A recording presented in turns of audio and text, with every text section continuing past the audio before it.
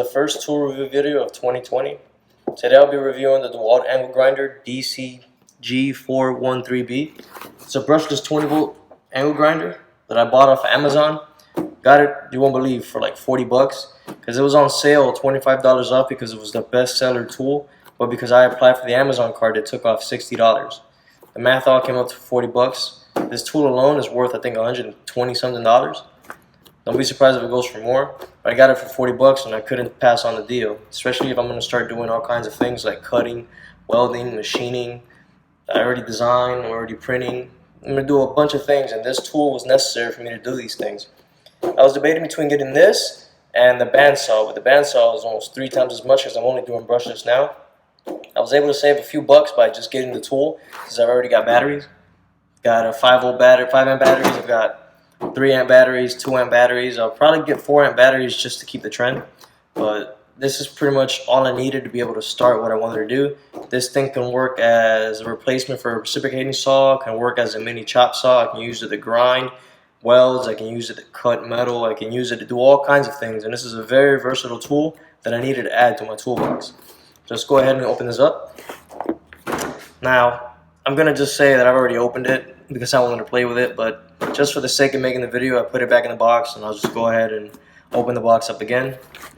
Let's take a look at what it brings. Alright, I'm going to remove the tapes here on the side. Okay. It brings a handle, Allen key, a cover, a shield or a guard, the tool itself. Yeah, the manual is in there, but you know, I never read the manual anyway, so let's go ahead and close this and put this away. So first things first, let's take a look at the tool. It's very beefy, very good looking too. It says brushless on the side. It's got a brake on it, it says. Brushless on the side. You got a trigger with a lock on it. You got your chuck up here. You got the holder. You got a button up here, release button. On the old style, the brushed ones, there was a third, I guess a third insert here for you to put the handle on top. But it seems like they only position it now on the sides. So I guess if you want to grind or if you want to drop it down and cut, you would use this. I'll probably create like a, I guess, angle grinder assembly so I can use it like a chop saw. Oops, sorry, which I'll probably just do it like this where I'll simulate a chop saw. But that's for like another video probably. Overall, this is a very good looking tool, and I would just say that Dewalt is known for making very good looking tools. Not only is it good looking, it looks like it can, it's pretty hefty. You can probably kill somebody with this thing, just hitting them over the head with it. It's got the same style grip as always. Now this is my first angle grinder. Like I've used one before when I was going to trade school, and I didn't use it for more than a few minutes because I was only, grinding off some scrap that my instructor just taught me to grind off. But I guess it's been a while since I've had to actually use one, which is going to be perfect because I'm going to go ahead and chop up this bed rail I've been wanting to get up rid of for a while and just use it to cut up angles and figure out what I'm going to do. I'll probably weld something with it, but we'll see. So I'm going to go ahead and just assemble this thing together. I got this Allen key to tighten the chuck up here, which is pretty cool, I guess, but I have so many things, like so many of these. Every time I buy something and I assemble it, it's always got a million Allen keys, and I never use the actual Allen keys that I have in my toolbox, which aren't even Allen keys. They're just, Allen sockets or whatever, hex sockets, whatever people want to call them. But yeah, I'm not going to need it, so it's pretty good material. I'll probably cut it down and make it into something else. Whatever. Here's the shield or the guard, 4.5 inch, 115 millimeters. I mean, when it comes to American measurements, I just go with what's common, but I would very much prefer going in millimeters. Some people say it's easier to say 4.5 than it is to say 115, but I like accuracy and precision.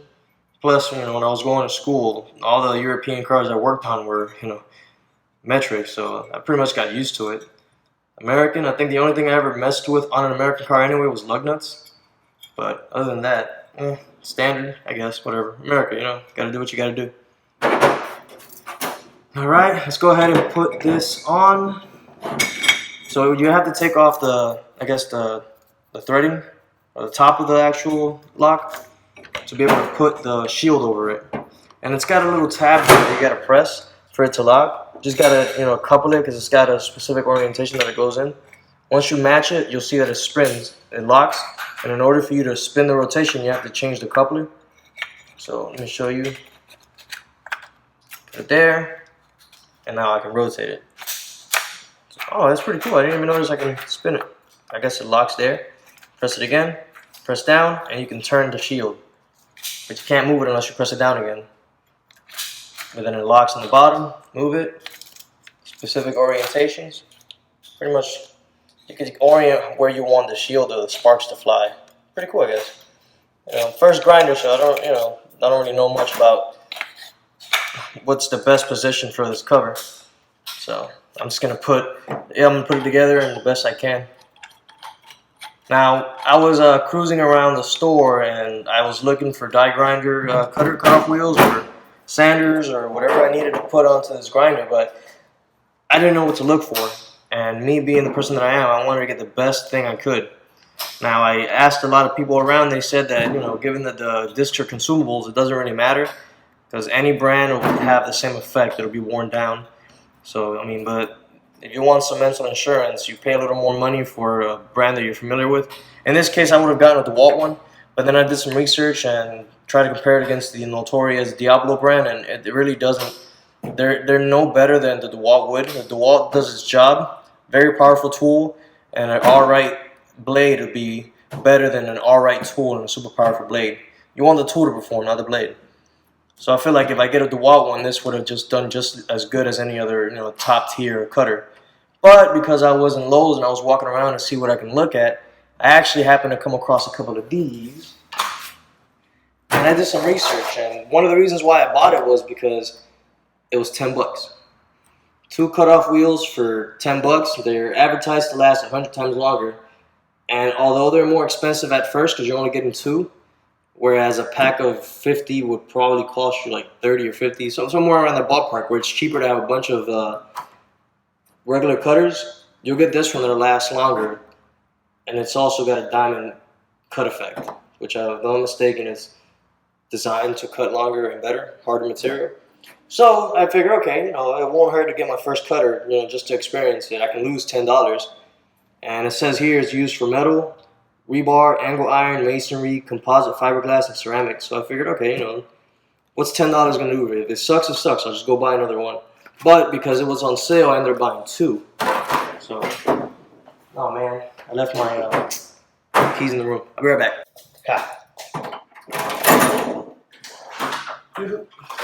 Anyway, so I bought 2 of these.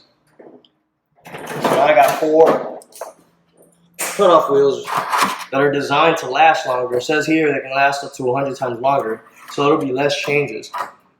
Excuse me. Overall, the reviews were saying these are great. The only downfall is, for those who probably care, maybe don't care, is that these cut slower. I guess biting down causes resistance, and then that resistance, you know, pushes the grinder in the opposite direction, or whatever it is, it causes it to slow down, which is supposed to be a, I guess, a downside. But me, I'm very patient when it comes to work, so I don't really care about speed. I just want a nice clean cut. So I figured, okay, you know, what's a few more seconds to cut something with this thing, to me anyway. I haven't cut in a long time, so I don't even know what it feels like to cut with a regular cutoff, so it doesn't even matter. And it says here that they're safer, shatter resistant, lowest cost per unit, and cuts almost any material, which is good enough for me. I'm only going to be dealing with aluminum, steel, and stainless steel. I don't see myself cutting ceramic. I don't see myself ever dealing with masonry. I definitely don't even like wood. Fiberglass, I doubt it too. But as long as I can cut metal, so my important ones are iron, steel, stainless steel, and aluminum, this is more than enough for me. 4 blades, long lasting. Yeah, I'd say I pretty much struck gold with these. I'm going to go ahead and put them aside because I'm going to try to open one up. But I wanted to talk about the battery that I put on this. So the kit that they were advertising online, I'm going to put this guy to charge while we talk, is the 5 amp hour kit. And me being the savage that I am, I have 2 amp hours, 2 3 amp hours, 2 5 amp hours. I'm going to purchase 2 4 amp hours. And eventually I'll get the inverter generator, so I'll order the 6 amp hours or maybe the 9 amp hours. But I've already had the batteries that were, you know, set for this. And as anything in life, and even in the electrical theory, the more current, the better. So I'm gonna try it off with the big battery, and then I'll try it with the little battery. But I just wanted to give you guys a feel for it, see what it sounds like with the 3 different style batteries. So, you know, just for all you statistic nerds out there, I'll show you something, you know, that'll fancy your interest. So I'm gonna go ahead and take out the 2 amp hour battery first, and then the 3 amp hour battery second, so you can get a sound. What I'll do is I'll charge. Let's see the battery on this. All right, so you can see that I'm not bulldogging you. This one has 3 bars. This one also has 3 bars. I'm charging the 5 amp hour one because I was using it and I already knew it was low, so I'll just leave it there. But I'll just charge the 3 amp hour one just in case. And I'll probably will charge in a few seconds. But let's go ahead and apply this to that guy. I would recommend eye protection, but because I'm a savage, I don't really care about eye protection. Plus, I'm not doing anything, so I don't really care. But I will tighten this just because. Safety measures, you never know. Alright, got it going on. So I'm going to go ahead and apply the battery. Okay. Now, at first I was skeptical about the 2 amp hour battery, given that it doesn't have much bottom weight. But it probably works out best, given that it's got a lower center of gravity. It's less likely for it to topple over since it's lower. You know, so I would probably say that the 2 amp hour battery, or if not, maybe the 3 amp hour battery, because it's a little longer, is probably the best for it standing upright. I'm not saying that the 5 amp hour battery will cause it to tip over, but I noticed that when I pushed it, it wobbled a lot more than the 2 amp hour battery. But I'll show you that one in the back. Matter of fact, I'll show you now. It's not even important, so the battery can wait for 5 seconds.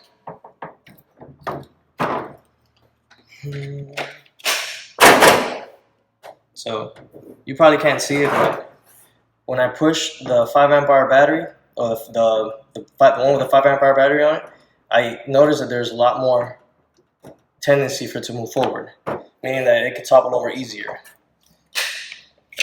As a 2 amp hour battery, I don't feel that same effect. I feel like it stays more. I'd have to apply more force or push my hand outward further for it to do that. Maybe it's in my head, maybe it's not. It's just something I noticed because the first battery I put on it was a 5 amp hour battery, and the first thing I was concerned with was that it was going to fall over. But I'll go ahead and I'll try the 3 amp hour battery next.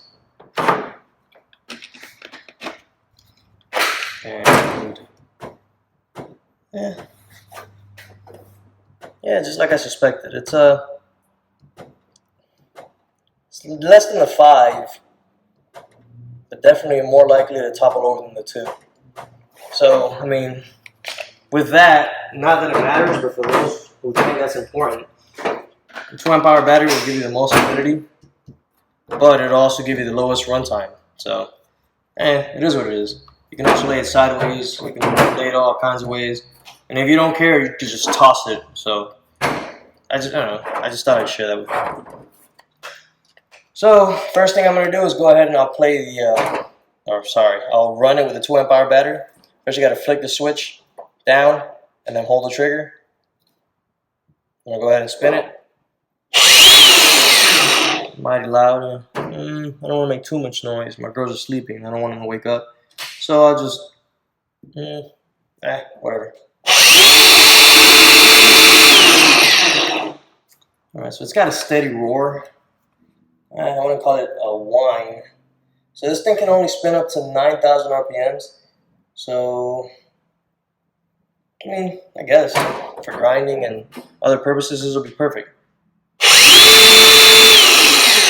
an angle grinder, so it's not designed for higher RPMs like a die grinder will, which will probably be the next tool I get after the bandsaw, or maybe an upgrade to my reciprocating saw. We'll see. But I'll definitely be getting an angle grinder because I want to start making all kinds of things, and maybe I can use it to cut out fillets or chamfers or whatnot. But definitely happy with this purchase.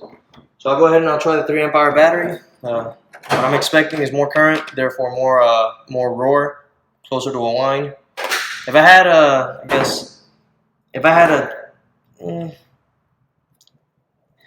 tool to measure the RPM, I can probably determine that that's probably the limiting factor in the tool, which is probably why they recommend the 5 amp hour battery, because maybe that 5 amp hour battery is the one that provides that 9,000 RPM. But since I don't have anything to measure RPM with, I can't measure that test. but maybe in the future I will. So go ahead and do it again. Okay, now I did notice a louder roar, not a whine, but it's definitely a roar. And also, when I let go of the trigger, it took a little longer to slow down. It does have a brake, but it takes a little longer to stop. Okay. All right. Maybe this is not fully charged. Showing all three, it's not fully charged, but whatever. We'll see what it sounds like. Ready?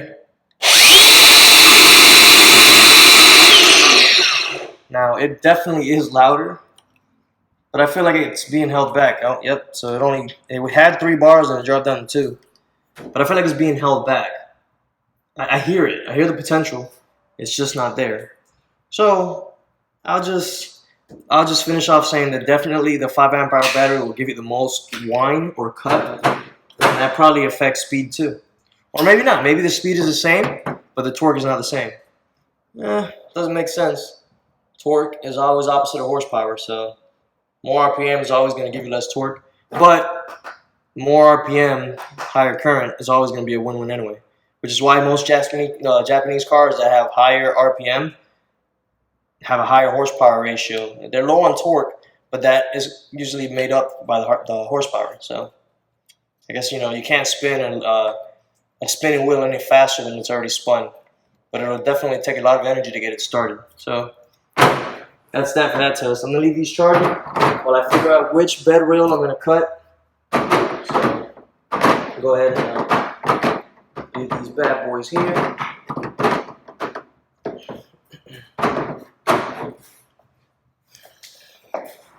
It's lovely outside today here in this Jacksonville, North Carolina environment. It's nice and breezy. It's not hot. It's not cold. It's nice, cool 4 o'clock in the afternoon over here. What I've got over here is the grinder. I've got the piece of bed rail. I've got an angled ruler, and I've got a permanent marker that I'm going to use so I can mark. Now I don't have a table because the table that I use for my mobile solutions is held up by my lathe. So I figured I'd use the guide here on the pavement so that when I do cut the recess through, it just slides into the slot. I'm going to go ahead and open the blades that I didn't advertise the title for. So I'm going to go ahead and get the package, and I'm going to read the package, and I'm going to show you so you can see what they actually are. Give me a second. These are the Spider High Performance Power Tool Accessories. The Spider Diamond Edge Universal Cutoff Wheel, so that, for those who want to go ahead and look it up. This is the one that I'm going to be using today. I am by no means advertising them. I'm just saying this is the one that I got. Found them on sale. They were tantalizing. I like the specs. I like the information. I like the reviews. And I copped 2 of these, essentially 4 of these. And I'm happy with this. We'll see now the results. If I don't like the results, I don't care. I lost 20 bucks. I can afford to lose 20 bucks. And then I'll keep doing my research. I'll probably just lean towards Dewalt. But let's see how this does me. So everybody knows I'm wearing eye pro, ear pro. Gotta always wear protection no matter where you go. So let's go ahead and cut these open.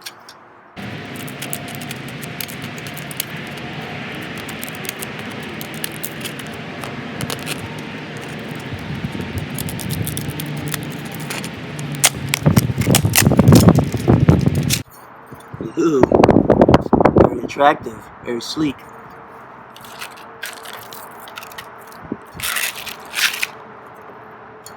They're so solid, so hefty. Ha! So, I'm going to go ahead and give you a demonstration. Loosen this here. Oh, I tightened it already. Oh wow, I broke it by hand. Okay.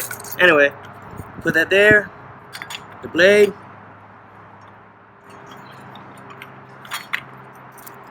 Slide it back in. Tighten the blade. Let me go ahead and get the... Oh, wait, let me position this properly.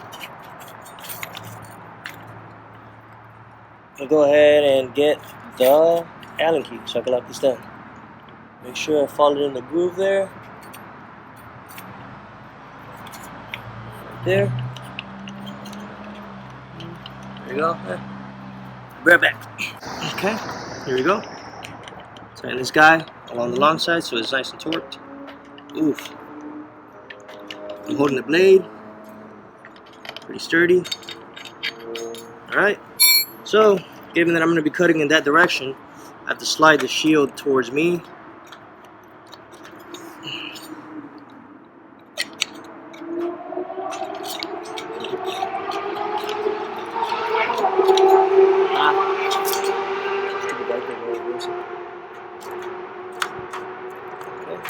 So it's probably just easier to turn the handle in the other direction.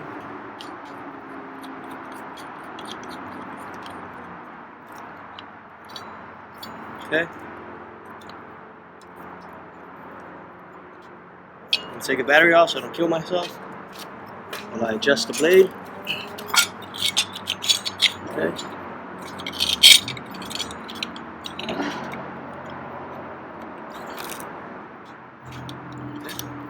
Nope, that's not what I want. Alright, there. That way if I cut it down. It feels a little weird though. I'm right-handed, so I'll have to get used to it. I'll figure out the ergonomics of this thing. First, let's get a feel for spin. Okay. I don't like this. This is going in the wrong direction. I want to cut down, not up. So, let me take the battery out again. Rotate this. I probably don't even need the handle. Maybe the handle's for squares. So, I'm going to go ahead and rotate the shield, the guard.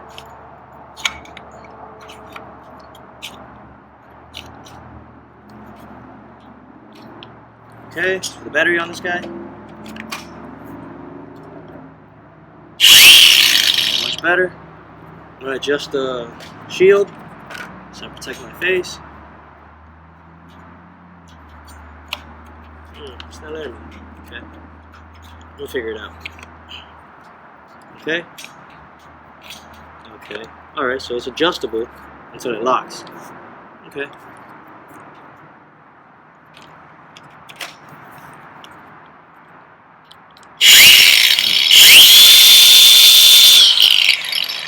Good. Go ahead and mark my cut. So this is a piece of metal that doesn't really have a purpose. It was a bed rail that we got rid of. So I'm going to use the edge of this concrete pavement here to align my length. Let me see how much I would like to cut off. I guess I'll cut off this set here that has a rivet, which I'm not going to need. So I'll just separate that line. I'll move the guide of the rail. Okay. I'll just Sharpie this. Straight angle. Same here. Straight angle. Now let's watch some sparks fly. Ready? No gloves on. I don't think that's a good idea anyway. So let's do this. Alright, get a better, there you go, better control.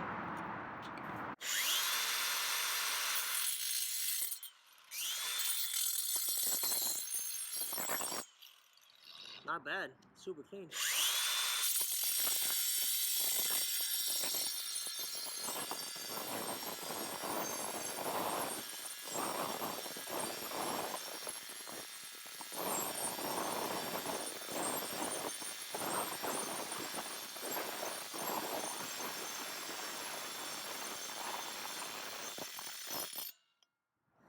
That is awesome. Got a few more left.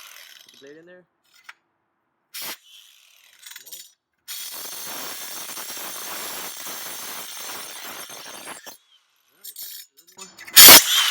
I can probably snap it off. Super clean. Look at this. If I had a grinder, I'd grind this off. But I don't.